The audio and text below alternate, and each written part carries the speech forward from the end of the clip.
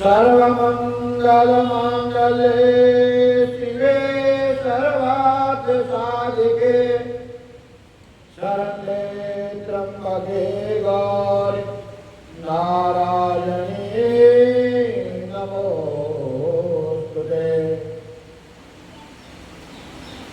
व्यासाय विष्णुरूपाय व्यासरूपाय विष्णवे नमो वे ब्रह्मनिधये वासिष्ठाय नमो नमः। मनोजवं भारततुल्यवेगं जितेन्द्रियं बुद्धिमतां वरिष्ठं वातात्मजं वानरयोतमोक्षं श्रीरामदूतं शरणं प्रपद्ये। नीलाम्बुजश्यामलकोमलाङ्गं सीतासमारोपितवामभागं बाणो महासायकचारुचापं नमामि रामं रघुवंशनाथम्। श्री कृष्ण गोविंद हरे मुरारे हे नाथ नारायण वासुदेवा। श्री कृष्ण गोविंद हरे मुरारे हे नाथ नारायण वासुदेवा। हे नाथ नारायण वासुदेवा। हे नाथ नारायण वासुदेवा। कृतुमात स्वामी सदा हमारे कृतुमात स्वामी सदा हमारे। हे नाथ नारायण वासुदेवा। हरे राम राम राम हरे हरे हरे कृष्णा कृष्णा कृष्णा हरे हरे। हरे राम राम राम हरे हरे हरे कृष्णा कृष्णा कृष्णा हरे हरे। हरे कृष्णा कृष्णा हरे हरे। बोल शंकर भगवान की जय।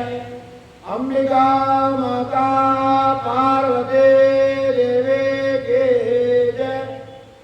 सत्य सनातन धर्म की जय। श्री नर्मदेश्वर भगवान की जय। पवन सुत हनुमान की जय। सियापति रामचंद्र भगवान की जय। लड्डू गोपाल की जय। राधा कृष्ण भगवान की जय। नमः पार्वती पते हर हर महादेव शंभो।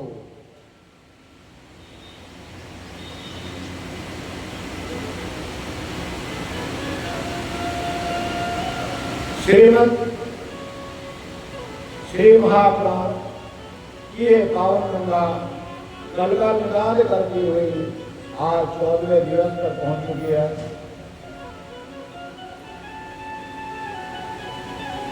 इस पावन गंगा में हम जितने गोते लगाए जा रहे हैं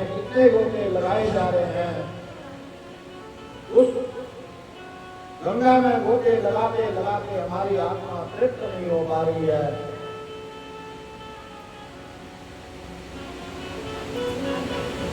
अब आपको संध्या की आत्महुति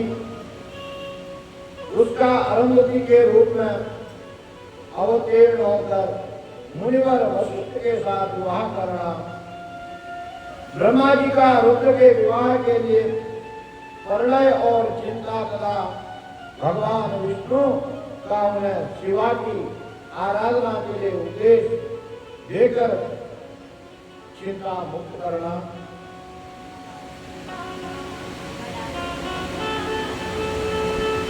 ब्रह्मा जी कहते हैं नारद,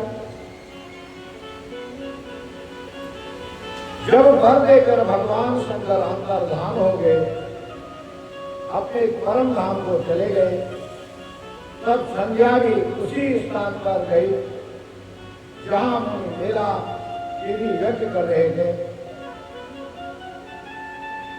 भगवान शंकर की कृपा से उसे किसी ने वहां नहीं देखा, क्योंकि भगवान शंकर ने उसको आशीर्वाद दिया था कि जा पुत्री,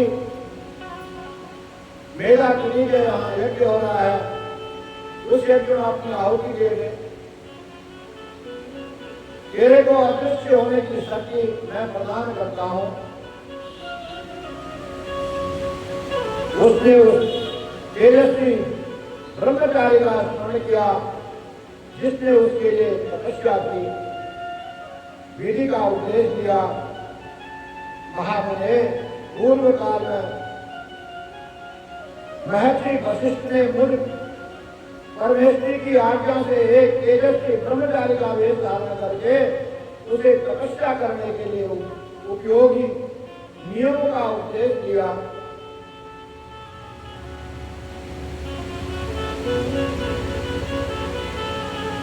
गुरु उसको कहते हैं जो अंधकार से उजाले की तरफ अच्छी राह दिखाए और अपने शिष्य का उद्धार करे।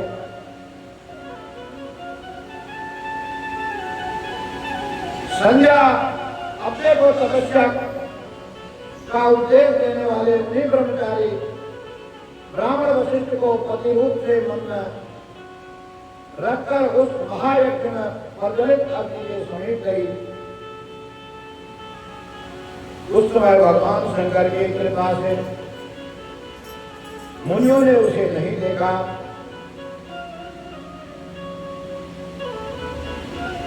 ब्रह्मा जी की वह पुत्री बड़े हक के साथ उस अग्नि में प्रविष्ट हो गई। उसका थोड़ा समय शरीर तत्काल दग्ध हो गया। उस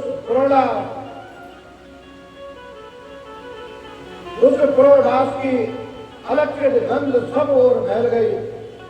अग्नि ने भगवान शंकर की आज्ञा से उसके सुवर्ण जैसे शरीर को जलाकर शुद्ध करके उन्हें सूर्य मंडल में पहुंचा दिया।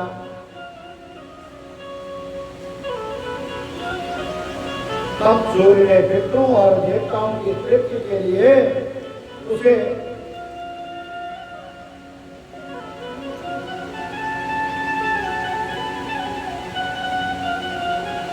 दो भागों में विभक्त करके अपने रथ में स्थापित कर दिया। हे मुनीश्वर,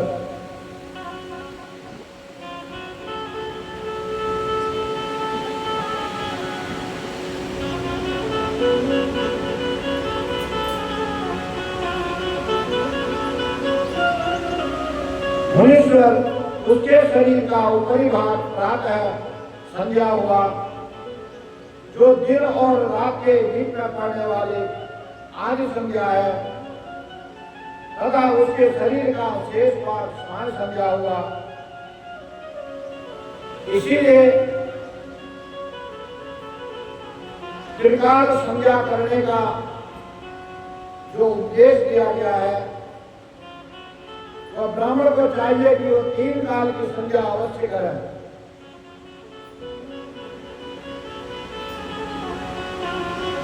अन्य लोगों को 2 काल की संध्या अवश्य करनी चाहिए, सुबह और शाम।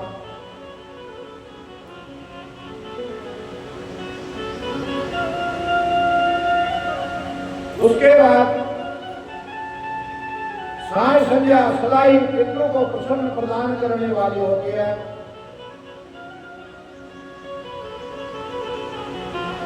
सूर्योदय से पहले जब अरुणोदय हो, भगवान सूर्य का उदय होता हो, प्राची के क्षितिज में लाली छा जाए तब प्रातः संध्या प्रकट होती है, जो देवताओं को प्रसन्न करने वाली होती है।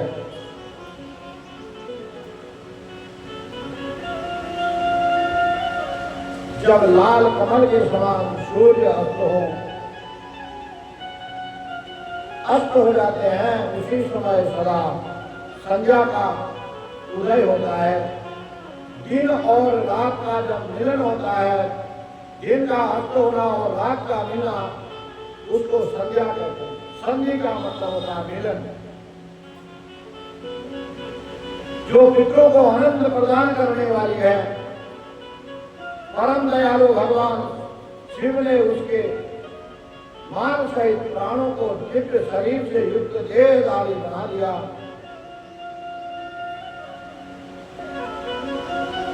जब मुनि के यज्ञ की समाप्ति का अवसर आया, तब वह अग्नि की ज्वाला में हर्षित मेला तिथि को तपाए हुए सुवर्ण किसी कांति वाली पुत्री के रूप में प्राप्त हुई। मुनि ने बड़े आमोद के साथ, बड़े हर्ष के साथ उस समय उस पुत्री को ग्रहण किया। हे मुने, उन्होंने यज्ञ के लिए उसे नहलाकर अपनी गोद में बिठा लिया। शिष्यों से घिरे हुए महामुनि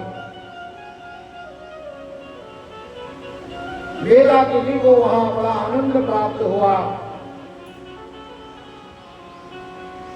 उन्होंने उसका नाम अरुंधति रखा। अरुण कहते हैं आग को, धरती कहते हैं उसकी लपटों को। आग से प्रकट हुई उस पुत्री का नाम अरुंधति रखा गया। वह किसी भी कारण से धर्म का अवरोध नहीं करती है, अतः उसी गुण के कारण उसने स्वयं त्रिभुवन विख्यात नाम प्राप्त किया।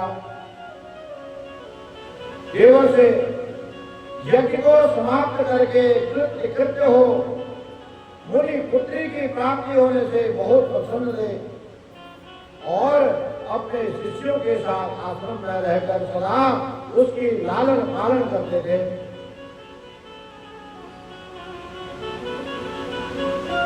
देवी अरुंधति चंद्रभागा नदी के तट पर ताप सारण्य के भीतर मुनिवर मेला तिथि के उस आश्रम में धीरे धीरे बड़ी होने लगी। जब वह विवाह के योग्य हो गई, तब मैंने विष्णु तथा महेश्वर ने मिलकर मुनि ब्रह्मा पुत्र वशिष्ठ के साथ उसका विवाह करा दिया। ब्रह्मा विष्णु तथा महेश के हाथों से निकले हुए जल से शिप्रा आदि 7 परम पवित्र नदियां उत्पन्न हुई।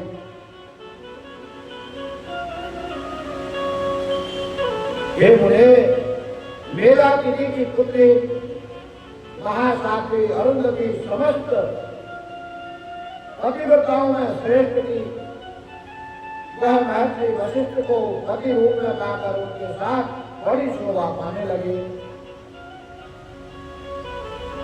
उससे शक्ति आदि शुभ एवं श्रेष्ठ पुत्र उत्पन्न हुए।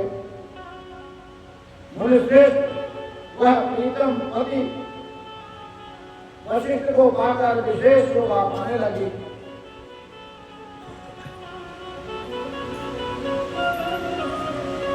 मुनि शिरोमणि, इस प्रकार मैंने तुम्हारे समक्ष संध्या के पवित्र चरित्र का वर्णन किया है, जो समस्त कामनाओं के फलों को देने वाला परम पावन और दिव्य है। जो स्त्री या शुभ व्रत का आचरण करने वाला पुरुष इस प्रसंग को सुनता है, वह संपूर्ण कामनाओं को प्राप्त कर लेता है। इसमें कोई अन्यथा विचार करने की आवश्यकता नहीं है। प्रजापति ब्रह्मा की यह बात सुनकर नारद जी का मन बहुत प्रसन्न हो गया और वे इस प्रकार बोले। उन्होंने नारद जी ने कहा, हे पितामह, आपने अरुंधति की तथा पूर्व जन्म में उसकी स्वरूप भूता संध्या की बड़ी उत्तम दिव्य कथा सुनाई है, जो शिव भक्ति की बुद्धि करने वाली है। धर्मज्ञ, अब आप भगवान शिव के उस परम पवित्र चरित्र का वर्णन कीजिए जो दूसरों के पापों का विनाश करने वाला है, उत्तम एवं मंगलदायक है। जब कामदेव रति से विवाह करके हर्ष पूर्वक चला गया, दक्ष आदि अन्य मुनि भी जब अपने अपने स्थानों को पधारे और जब संध्या तपस्या करने के लिए चली गई, उसके बाद वहां क्या हुआ? ब्रह्मा जी ने कहा, विप्रवर नारद, तुम धन्य हो कि आप जनमानस के कल्याण के लिए तरह तरह के प्रश्न पूछ रहे हो। भगवान शिव के सेवक हो, अतः शिव की लीला से युक्त हो। युक्त जो उनका शुभ चरित्र है, उसी भक्ति भाव पूर्वक सुनो। हे पुत्र, पूर्व काल में एक बार जब मोह में पड़ गया और भगवान शंकर ने मेरा उपहास किया, मजाक किया, तब मुझे बड़ा क्षोभ हुआ। वस्तुतः शिव की माया ने मुझे मोह लिया था, इसलिए मैं भगवान शिव के प्रति ईर्ष्या करने लगा। किस प्रकार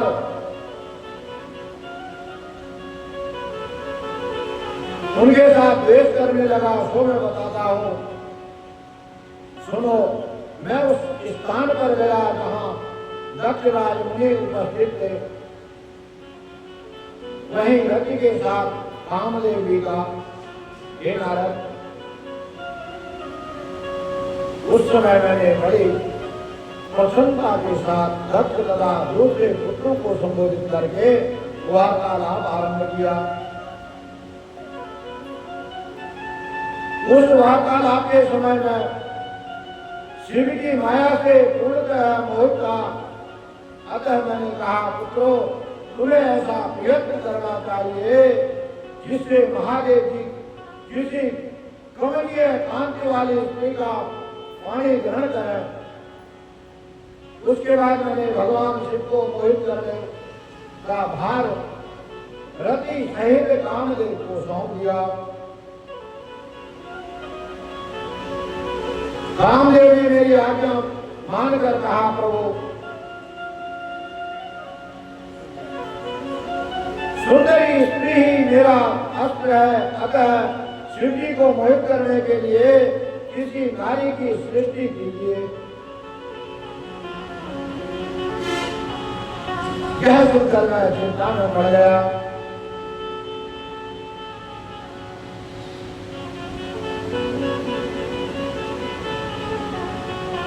और लंबी सांस खींचने लगा। मेरे उस निश्वास से राशि राशि पुष्पों से विभूषित वसंत का प्रादुर्भाव हुआ। वसंत और मलया नील ये दोनों दमन के सहायक हुए। इनके साथ जाकर कामदेव ने वाम देव को मोहने की बारंबार चेष्टा की, परंतु उसे सफलता न मिली। जब वह निराश होकर लौट आया, तब उसकी बात सुनकर मुझे बड़ा दुख हुआ। उस समय मेरे मुख से जो निश्वास वायु चली, उससे मरगणों की उपस्थिति हुई। उन्हें मदद की सहायता के लिए आदेश देकर मुझे उन्हें उन सबको शिव जी के पास भेजा, परंतु महान प्रयत्न करने पर भी भगवान शिव को मोह में डाल सके। जो कामदेव था वह सपरिवार लौट आया और मुझे प्रणाम करके अपने स्थान को चला गया।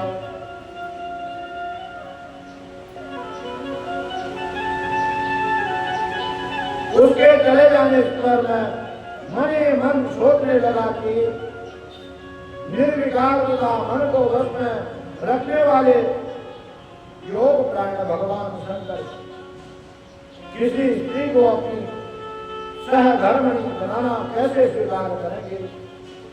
भगवान शंकर अपना विवाह कैसे करेंगे? यही सोचते सोचते मैंने भक्ति भाव से उन भगवान श्री हरि का स्मरण किया, जो साक्षात शिव स्वरूप तथा मेरे शरीर के जन्मदाता है।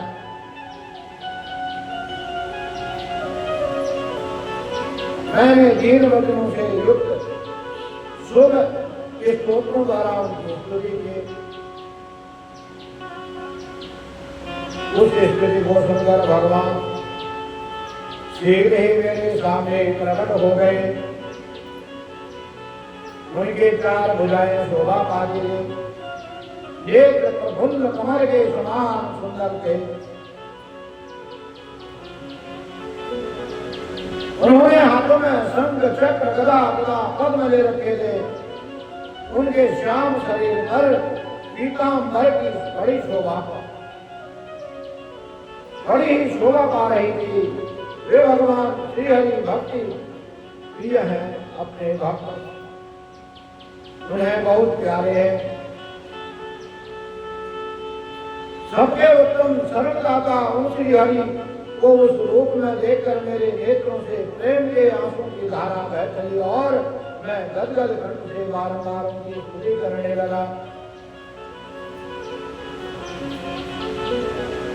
मेरे उस स्तोत्र को सुनकर अपने भक्तों के दुख दूर करने वाले भगवान विष्णु बहुत प्रसन्न हुए और शरण में आए हुए ब्रह्मा से बोले, महाप्राज्य विधाता लोक सृष्टा ब्रह्मन तुम धन्य हो। बताओ तुमने किस लिए आज मेरा स्मरण किया है और किस निमित्त से यह स्तुति की जा रही है? तुम पर ऐसा कौन सा महान दुख आ पड़ा है? उसे मेरे सामने इस समय कहो, मैं वह सारा दुख निकाल दूंगा। इस नियम में कोई संदेह या अन्यथा विचार नहीं करना चाहिए। तुम्हारे मन में जो भी संशय है, उस संशय को मिटाने का जो भी उपाय होगा वह सब किया जाएगा। तब ब्रह्मा जी ने सारा प्रसंग सुनाकर कहा, हे केशव, यदि भगवान शिव किसी तरह पत्नी को ग्रहण कर ले तो मैं सुखी हो जाऊंगा, मेरे अंतःकरण का सारा दुख दूर हो जाएगा। इसीलिए मैं आपकी शरण में आया हूँ।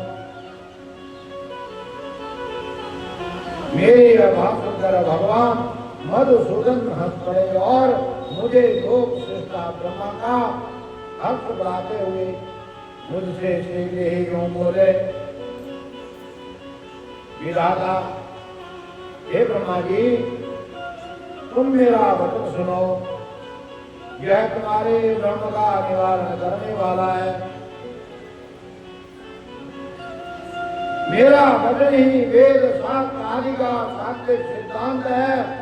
शिव ही सबके कर्ता भर्ता पालक और हर्ता संहारक है। वे ही परात्पर है, परम ब्रह्मा, परेश निर्गुण नित्य,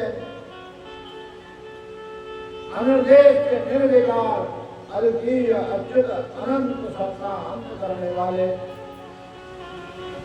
स्वामी और सर्वव्यापी परमात्मा एवं परमेश्वर है।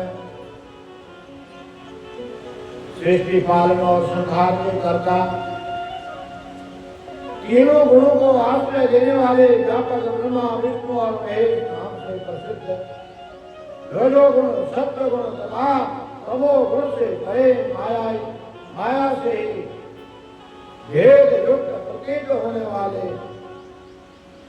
निरीह माया रहित माया के स्वामीया प्रेरक चतुर सद्गुण सगुण स्वतंत्र आत्मानंद स्वरूप निर्विकार परमात्मा आत्मा नाम निर्द्वंद भक्त परवश सुंदर विग्रह से शोभित योगी नित्य योग प्रायण योग मार्गदर्शक गर्भहारी लोकेश्वर सदा लोकेश्वर और सदा दीन वत्सल है। तुम उन्हीं की शरण में जाओ और वही तुम्हें अच्छा मार्ग बताएंगे। सर्वात्मा शंभु का भजन करो, उन्हीं की स्तुति करो, इससे संतोष करो, तुम्हारा कल्याण करेंगे। ब्रह्मन, यदि तुम्हारे मन में यह विचार हो कि शंकर पत्नी का पाणी ग्रहण करें तो शिव को प्रसन्न करने के लिए उपदेश से शिव का स्मरण करते हुए उत्तम तपस्या करो। अपने उस मनोरथ को हृदय में रखते हुए देवी शिवा का ध्यान करो।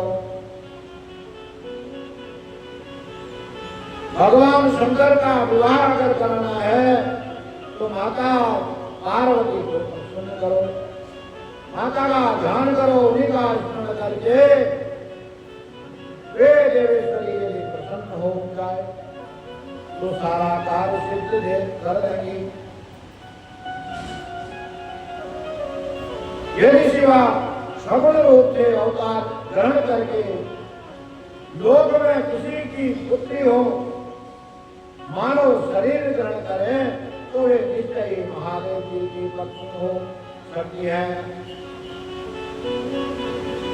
हे ब्रह्मा जी, तुम दक्ष को आज्ञा दो, वे भगवान शिव के लिए पत्नी का उत्पादन करने के निमित्त स्वतः भक्ति भाव से प्रयत्न पूर्वक तपस्या करें।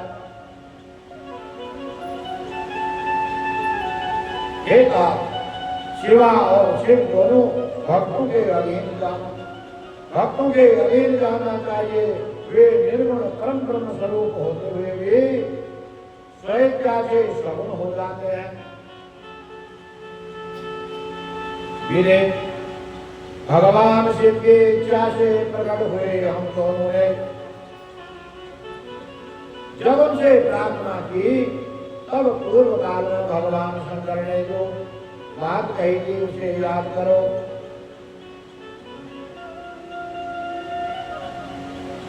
हे नारद, अपनी शक्ति से सुंदर लीला विहार करने वाले निर्गुण शिव ने स्वेच्छा से सगुण होकर मुझको और तुमको प्रकट करने के पश्चात तुम्हें तो सृष्टि कार्य करने का आदेश दिया और उमा सहित उन अविनाशी सृष्टिकर्ता प्रभु ने मुझे उस सृष्टि के कारण का कार्य सौंपा।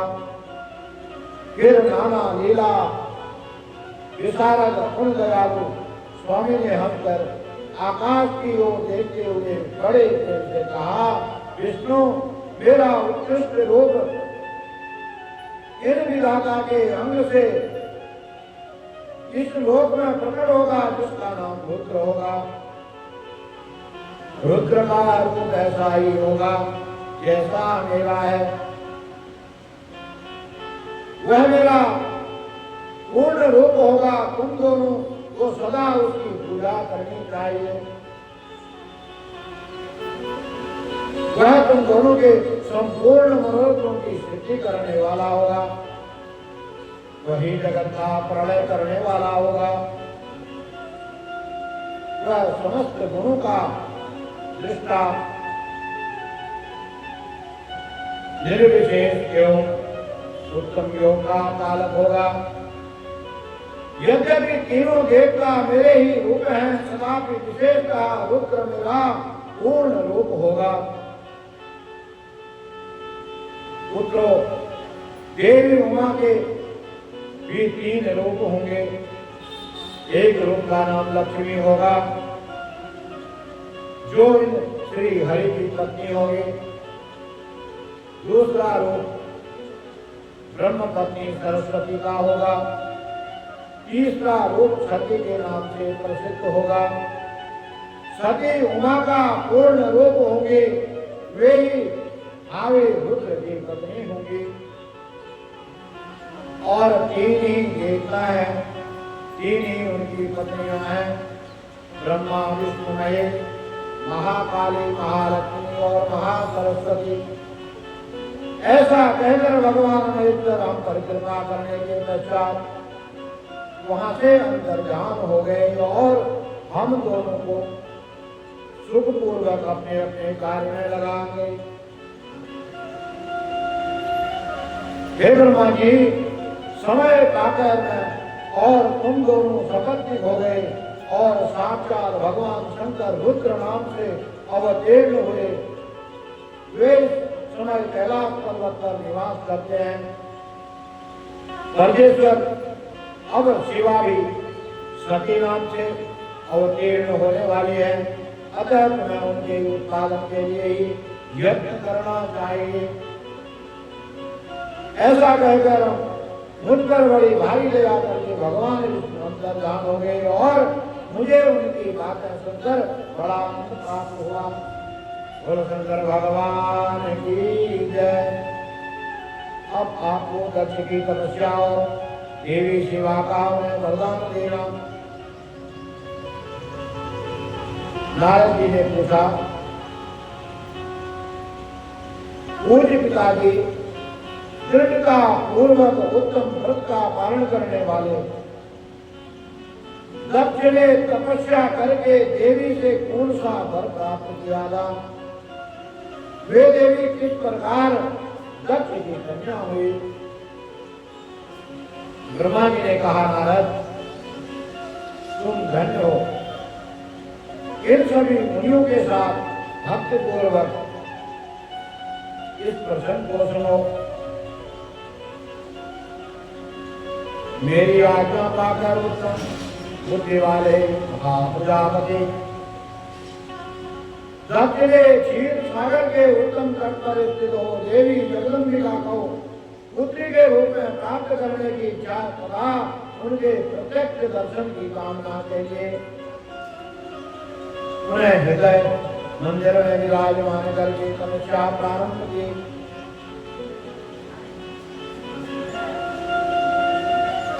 किसी भी देवता की तपस्या करने के लिए, किसी भी भगवान को प्रसन्न करने के लिए जब तक आप उस पर पूर्ण विश्वास नहीं करोगे, जब तक अपने मन के मंदिर में नहीं बिठाओगे,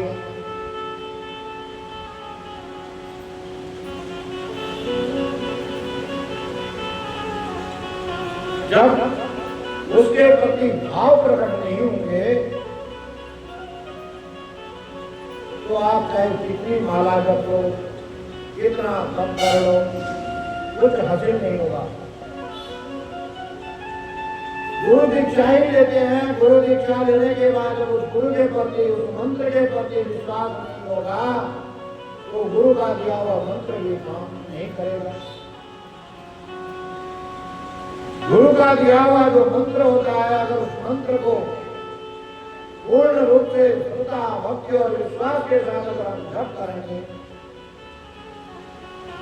तो वहीं परमात्मा की उत्पत्ति और भगवान का आशीर्वाद प्राप्त हो जाता है। दक्ष ने मन को संशय में रखकर दृढ़ता पूर्वक कठोर व्रत का पालन करते हुए सोच संतोषादि नियमों से युक्त हो 3000 दिव्य वर्षों तक तप किया। जहां तो 60 साल मरना में मुश्किल होता है, और दक्ष प्रजापति ने 3000 वर्ष तक तप किया। वे और कभी सर्वदा उपवास करते थे, भोजन के नाम पर कभी सूखे पत्ते चढ़ा लेते थे। अगर यहाँ एक टाइम का भोजन ना मिले तो चिड़चिड़ापन आ जाता है, बीपी डाउन हो जाता है, शरीर कांपने लगता है। दक्ष प्रजापति ने 3000 वर्ष तक सूखे पत्ते चढ़ाकर तपस्या करी। मुनि श्रेष्ठ नारद तदंतर यम नियम आदि से युक्त हो जगदम्बिका की पूजा में लगे हुए दक्ष को देवी शिवा ने प्रत्यक्ष दर्शन दिया।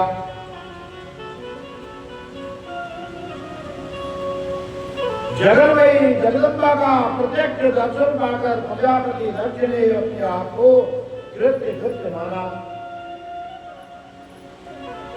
वे कालिका देवी शीघ्र पर आरूढ़ थी। उनकी अंगकांति श्याम थे, मुख बड़ा ही मनोहर था। वे 4 भुजाओं से युक्त थे और हाथों में कलश